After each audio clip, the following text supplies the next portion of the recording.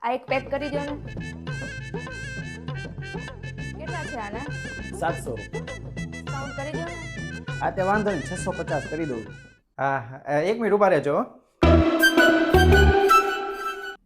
Hello આપણે ઓલા તારા ભાઈબંધની દુકાને આવ્યો છું મારા વાઈફના કપડાં લેવા માટે, તો એમને કે ને થોડુંક ડિસ્કાઉન્ટ કરી દે. આપું? હા તે વાંધો નહીં 50 હજી ઓછા કરી દઉં છું. હા 600 થયા ને હવે. એક મિનિટ હજી ઉભા રહેજો.